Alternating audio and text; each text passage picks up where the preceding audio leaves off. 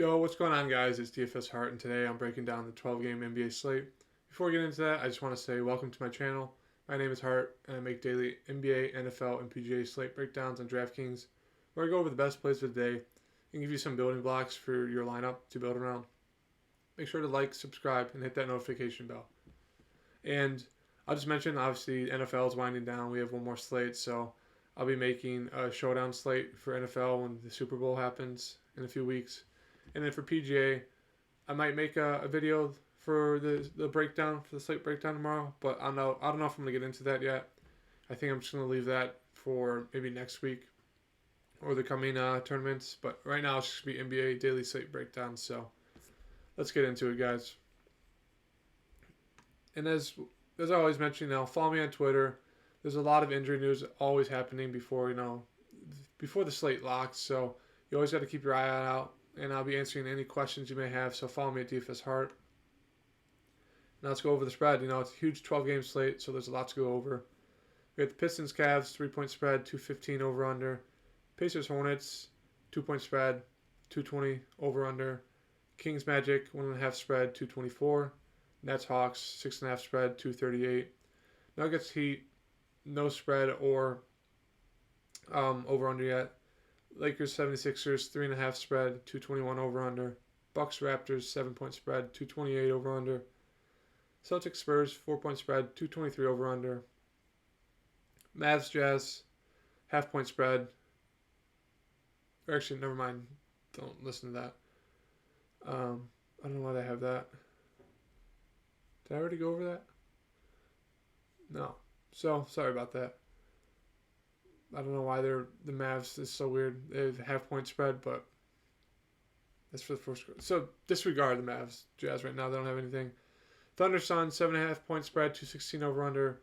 Wizards Pelicans 8-point spread, 227, and then Wolves Warriors 9-point spread, 228 over under. Now let's hop into the slate. We got Indiana. We'll go game by game again. Sabonis, he's questionable. He's got a knee injury. I don't think he'll play, so they'll definitely move Brogdon 8-6. Hefty price tag, but he's firmly in play. You're gonna have to do a lot more offensively.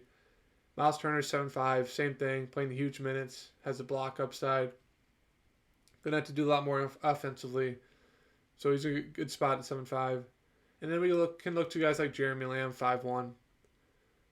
He's in a smash spot. He filled in for Sabonis when he was out last game after he injured his knee. 36 fantasy points. He's going to shoot the ball a ton, heavily involved in the offense. So I really like him at 5-1. I think he's a great spot today. And then you can take a shot on TJ McConnell 4-9. He's kind of an all-around guy. He can get you points, rebounds, assists. He's good at steals. He's basically 2 every game, which is insane. But it's been about 30 minutes, 4-9. It's an okay price tag for him. You can definitely take a shot on him. And then you could also take a shot on like McDermott or Holiday. They're obviously more scoring dependent. I'd say Lamb's a little bit better at getting the peripherals. So it's kind of just a dart throw on who you think's going to do the best. But I definitely think Lamb is the best play on this team, followed by Brogdon and then Turner. And as I mentioned, you can take a shot on McConnell. And then you got to keep an eye out, but maybe they'll start like Goga, or they'll start like Jakar Sampson. I'd rather take a shot on Goga just because he's a little bit better scorer. But, it's just more risky if you do that.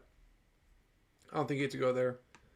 Charlotte side, Gordon Hayward's been playing really well this season, 7-5. I'm more than fine with going back there. Played him last slate. Got me 43.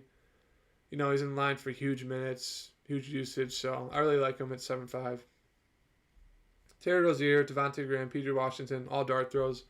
The prices are kind of up. I don't really like playing them, so I wouldn't go there if I was you guys. You can take a shot on LaMelo just because it's upside, but he's been playing, bad. He's going to get about 20 fantasy points past 3 or 4 games, and on average, so I don't know if you have to do it. And then you could take a shot on Cody Zeller, 3-4. Getting you about 20 minutes a game. He's slowly coming back from injuries, so I'm fine with you taking a shot at him at 3-4 if you want to pay up for higher guys on the slate. That does it for me for this game. Detroit, Cleveland. You got Jeremy Grant, 8-1. Just like Gordon Hayward. Has to do everything for the team. Ton of minutes. Shooting the ball a ton, so he's got that 60 fantasy point upside. 8-1 is a great spot for him in this matchup against Cleveland. Delon Wright, want to go there at 6-5. D Rose is back. Want to go to D Rose, he gets like 20 minutes, scoring dependent. Plumlee, 5-1. You can take a shot. His minutes been down in the low 20s, so you just got to hope he gets to 30. Wayne Ellington, 2 scoring dependent, 4-9. And then you can take a shot on Josh Jackson at 4-6.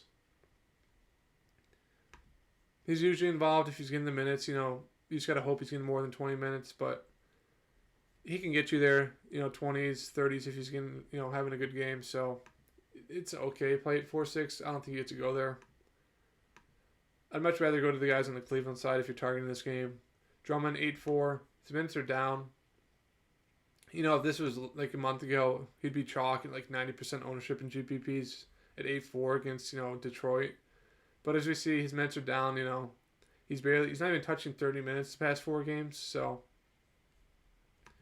that's, Jared Allen, you cut into his minutes, that's why. But 8-4 is a great price for Drummond. He can get you there in less than 30 minutes. So, I don't think it's set in stone that he's only going to play 30 minutes or less. So I think he can definitely get you to 35 this game if it's close.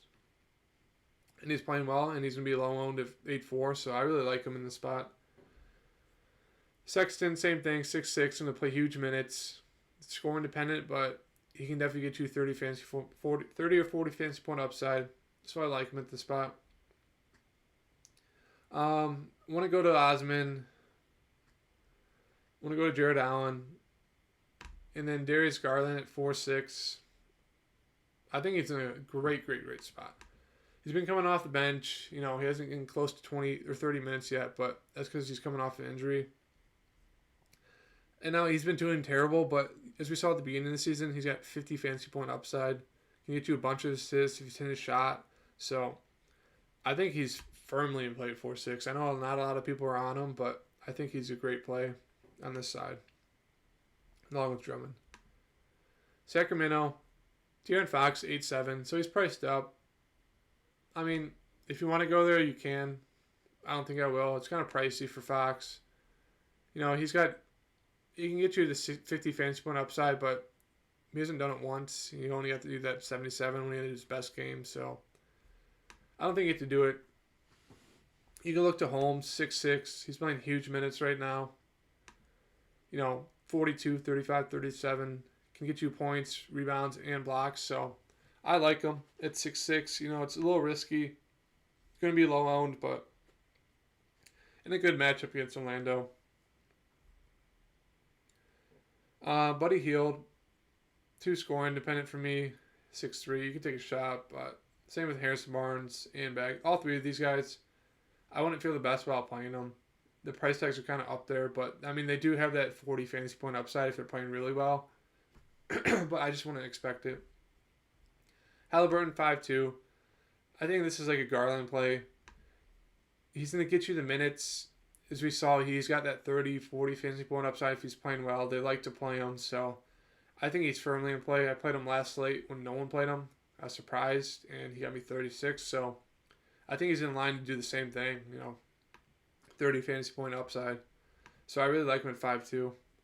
And that does it for me on this side. I think Halliburton's the best play on this team, and then you can take a shot on one of the other guys, but not for me. Orlando, you got Vooch top 9-2. You know what you're getting. 45 fantasy points floor at least basically every game. He's got that upside for, 50s, 60s if he's playing really well. So, great spot against Sacramento. No one's going to be able to guard him. I'm more than fine if you go there. Same thing with Eric Gordon. He's got triple-double upside, 7-7. Great spot. Fournier and Ross, a little too scoring dependent for me at those prices. Cole Anthony, I know Michael Carter-Williams is out again, so he's been playing in big minutes, 36, 33, 31, shooting the ball a lot better. So I'm fine if you go there at 5-5. I don't think it's a fantastic play, but he could easily, pay off his salary. That does it for me for this side. Let's move on to Brooklyn and Atlanta. it's just so tilting trying to play these Brooklyn guys. You know, Harden's taken the backseat the past 2 games. He's been more of like a low. He's been like Draymond Green for the Warriors. You know, like 10 points, 10 rebounds, 10 assists. And at that price tag, that's a lot. So I'd rather take a shot on Durant. Durant's had the best, floor. It's been like 45. His upside for 60 or 70 if he's shooting the ball well. Shot terrible last game. Played 38 minutes. Still get you 52 fantasy points. So I'd rather go to Durant at 10-3 or Irving at 8-8. Kyrie's not going to have that much assist or rebounding opportunities now that all three of them are playing again. So,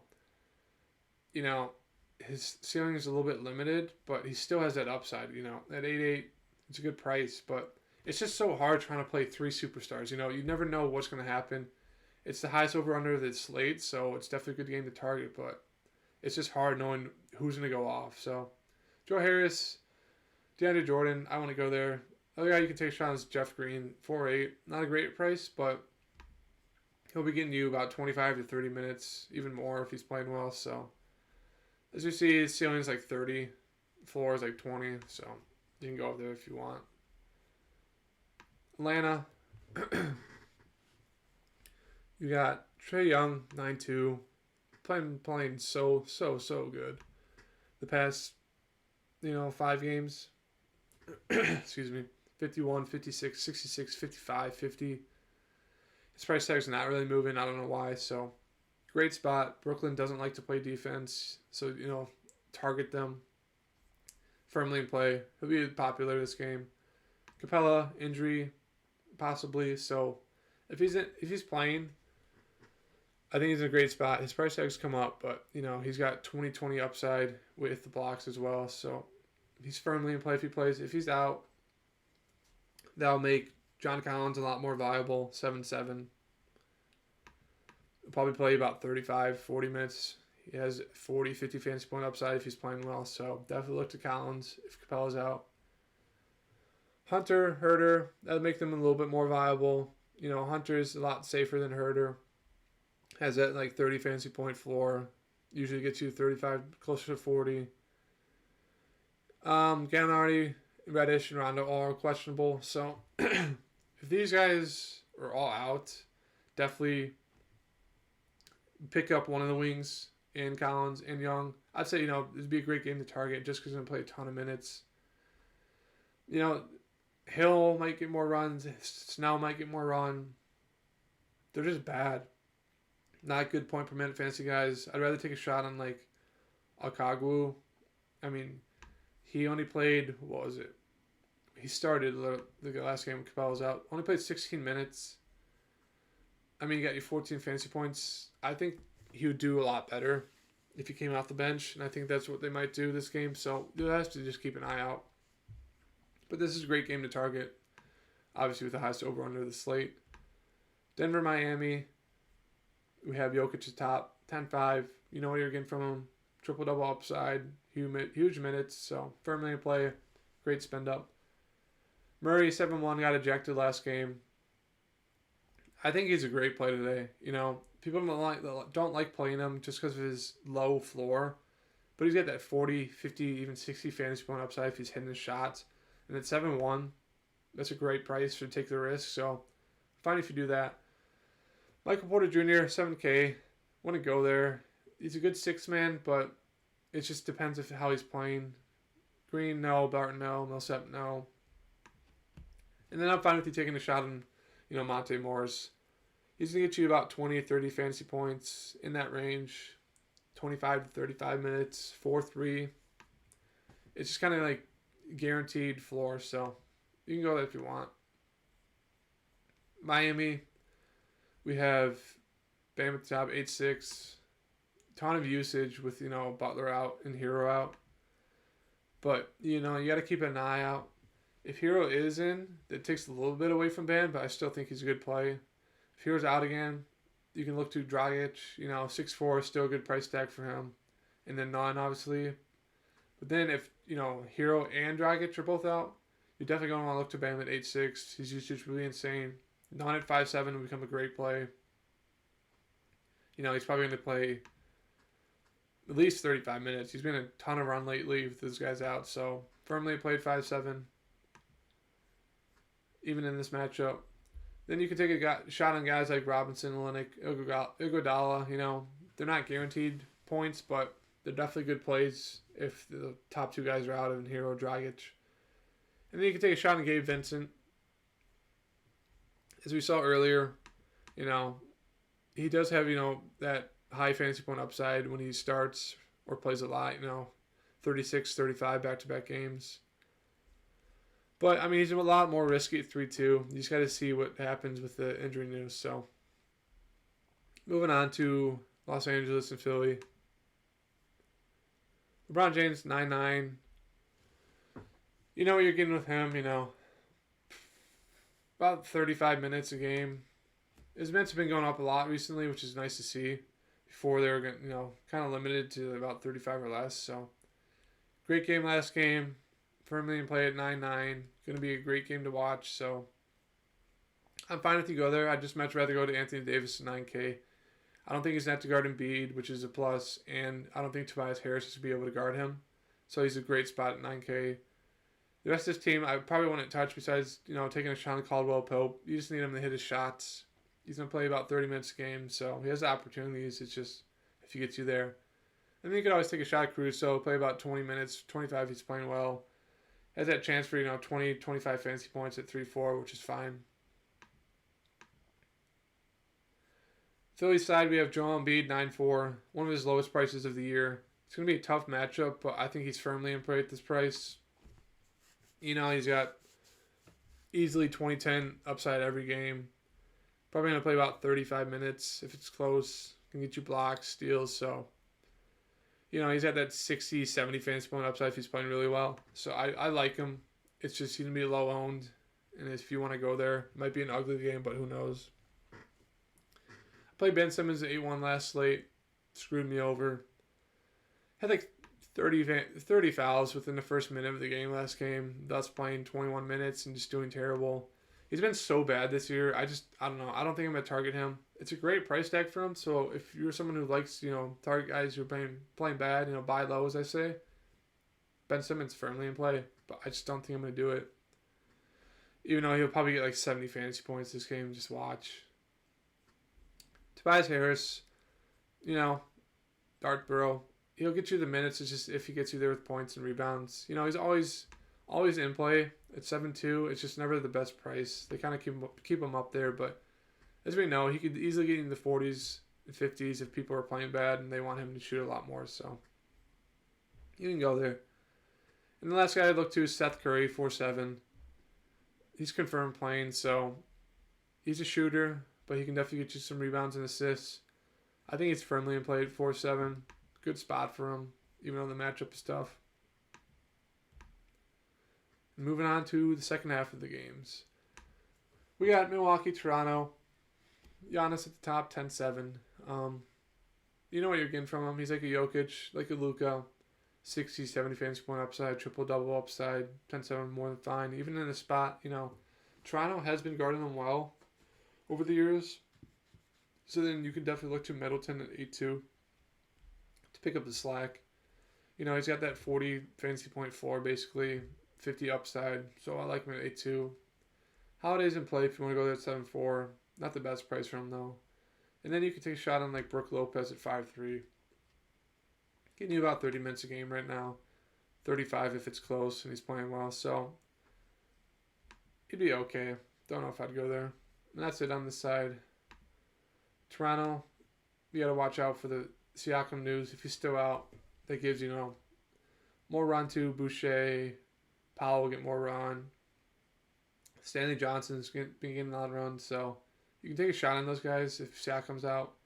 If he's in, then it's just, kind of a dart throw on who you want to target out of their big three. I'd much rather go to Lowry just because his price tag's lowest and he usually has a lot of run in usage. So OG's out, so you got to keep an eye on that as well. It's setting up for more minutes for Powell, Stanley Johnson. So I think on this side, if everyone's in, I'd say target Lowry, Boucher.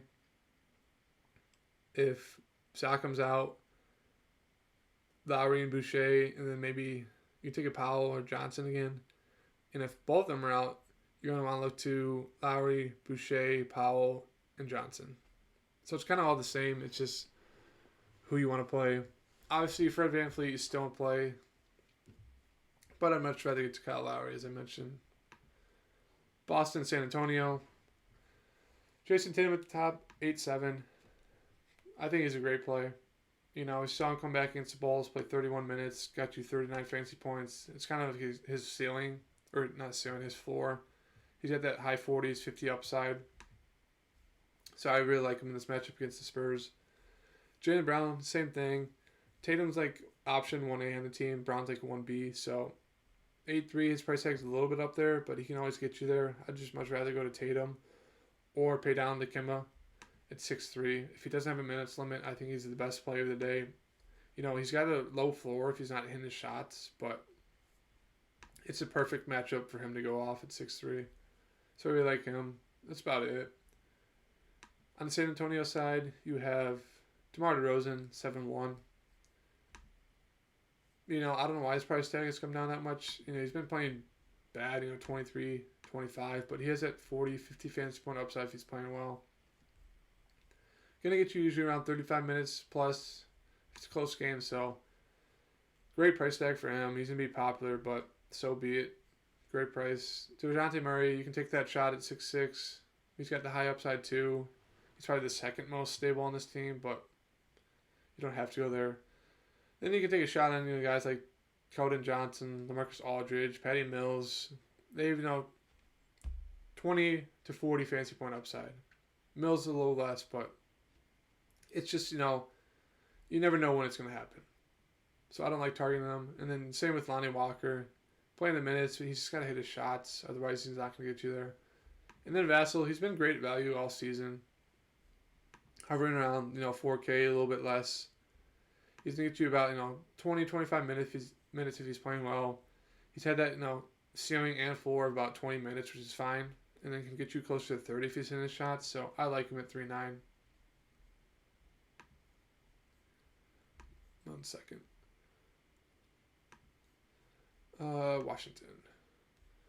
Washington, New Orleans. Beal at the top, 10-2. He's fine. You just got to keep an eye out on, or we know now that Russ is out, so that means Beal is firmly at play at 10-2. Going to have a ton of usage. We've seen games where Russ is out and Beal go for, 79 fantasy points. He's got like 60 fantasy point upside, 64. So I think it's a great play at 10-2 for that price tag with Russ out. Bryant's still out. Berton's out. Hachimura's still out. So Robin Lopez is going to get a lot of minutes. Robinson's going to get a lot of minutes. Matthews is going to get a lot of minutes. Nato is trending towards doubtful and out. And then Bonga at 4-3. So this team is pretty ugly. This game has a lot of blowout risk, but if you want to take a shot, definitely take a shot on Beal, and then you can get value with guys like Robinson, who's had to play a lot more and shoot a lot more. Lopez, Garrison Matthews, he's kind of blowout proof, going to get you a lot of minutes. It's just you need him to hit his shots, so I like him at 4-4. Nato, you could take a shot if he plays, and then Bonga. I mean, they're not guaranteed production, but you can definitely go there if you want. I'd just much rather go to Beal at the top, and then everyone else, pretty risky. On this side, now you got to worry about blowout risk. Ingram and Zion are both at the top. The more risky GPP plays now because of the news that Russ is out, and the Wizards don't have a team. So I'm fine with you go there. You're gonna get about 40 fantasy point, floor from Zion, 50 upside. Ingram's been about 30 floor right now. He's been playing bad, but he's got 50, 60 fantasy point upside if he's getting those peripherals. You can take a shot on guys like Lonzo at 5'6". He's just been playing bad this year, but he does have high upside if he's hitting the shots. You can go there. I don't know if I will, especially with that Russ news now. I know earlier today people didn't know if he's going to play or not, but yeah, that does it for me on this side. Everyone's risky. OKC, Phoenix, we got SGA. If this game's going to stay close, it's going to be because of SGA. So at 8.5, it's not a great price tag, but He's definitely in play. Has that 50 fantasy point upside. Al Horford, it'll help keep this game close if he plays. He's only been playing 30 minutes a game, 5 sticks. So it's an okay spot to target him. Not huge upside. He's only had one game close to 40. Everything else is usually in the 25 to 30 range. So you can. I don't know why you'd go there, but you can. Basley all over the place. Want to go there. If Horford's still out, you can go to Roby at 5K. He's going to get you about 30 minutes. Has the rebounds and, point upside to get you, in the 30s, fantasy points. So it's a fine play. And then you can take a dart throw on Dort, Diallo. You never know when they're going to go off, but sometimes they do. So you can go there if you want in hopes that this game stays close. Booker's still out, so you got Chris Paul at the top, 7'6", very viable. Going to play a lot, going to have a lot of usage, so you can definitely go back to him. DeAndre Ayton, 7'3". One of the best plays of the slate, I'd say. Playing a ton of minutes, 36, 37, 38. I know these two, I think, both win in overtime, but he's going to play about 35 minutes a game if it's close. He's been playing really well recently, 44, 62, 48, 39. So at 7'3", I think he's firmly in play in this matchup. And then Bridges, Jay Crowder, Johnson, they're all three are very viable. The price tags are very, close, so it's kind of hard to pick between them, but they're all in play. They're all going to have to shoot a lot more high usage now with Booker out still, so I'm fine with you go to either one of them. It's just, tough. It's kind of a dart throw. I'm picking which one you'd rather go to. But, you got Paul and Ayton, so I'd rather go to those two over the wings, but they're definitely in play. Dallas, Utah, Luka at the top. Not the best matchup, but you know what you're getting from Luka. Same thing as Jokic. Triple-double upside. Ton of minutes. All the usage. 86 last game. I mean, that's all I have to say. He's going to be a little bit lower owned today just with all the other plays, but he's firmly in play. Can always break a slate. Porzingis 8-2. It's a fair price for him.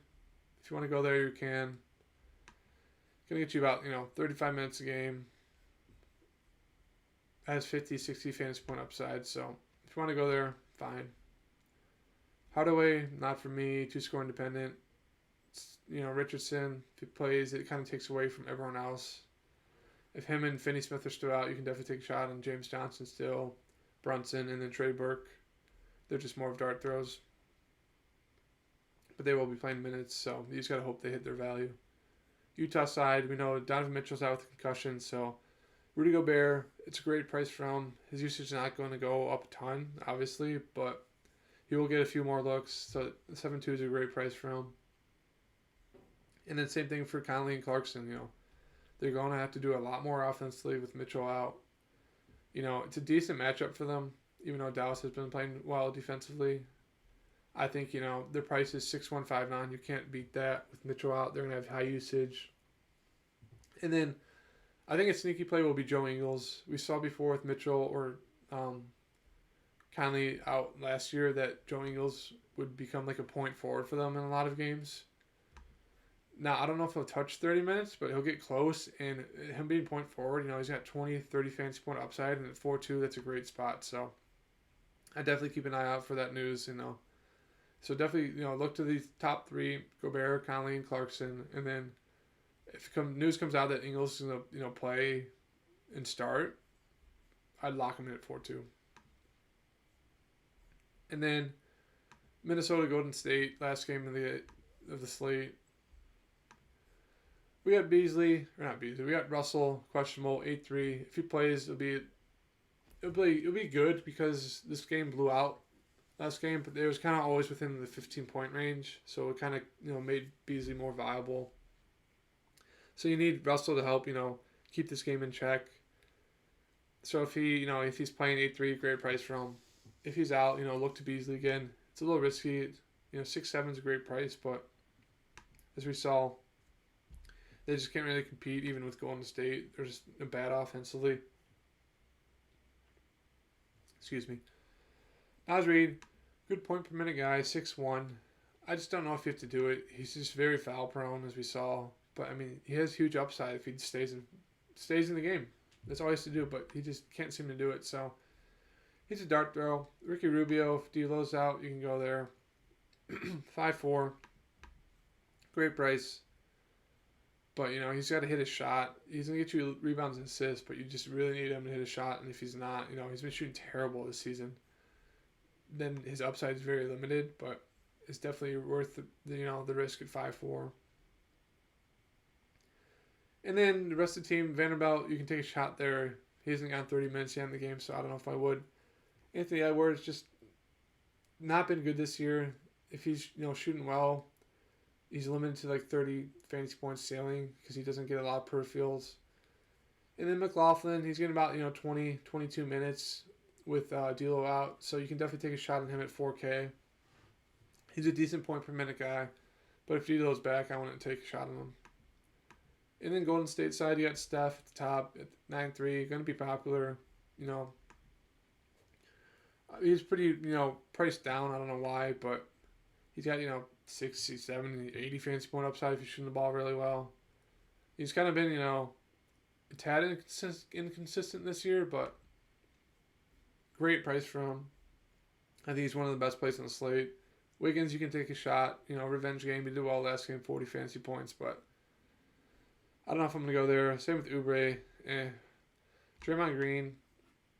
I don't know why. I keep taking shots on him thinking he's going to do well, but he just never does. 24, 17, 14, 19.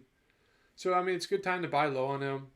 If Steph does well, it usually means because Draymond's doing well with, rebounds and assists. He's got the triple-double upside, but he's just been so bad, so he's just more of a riskier dart throw. Wiseman's he got benched, so he's coming off the bench, only playing like 20 minutes a game for Kevon Looney, but Kevon Looney's only been 20 minutes, so it's just, I really only look to Steph and everyone else, and then Steph and then Wiggins is like, I'd rate him like a B play today. 6'7's okay price for him. Second scoring option. I don't know if you have to do it. If you're targeting this game, yeah, you want to run it back with like Steph Curry, Wiggins, and then D'Lo and Beasley, and then get value from other games. But I don't know if you'd have to do that. But I'll give you guys some core plays now. So congrats if you made it to this part of the video, or congrats if you skipped to the end and you know how you're seeing this. But we'll start off with Steph. I'll give you Joe Ingles. And then I'd say Ayton. I'll give you 4. Who else? And I'll say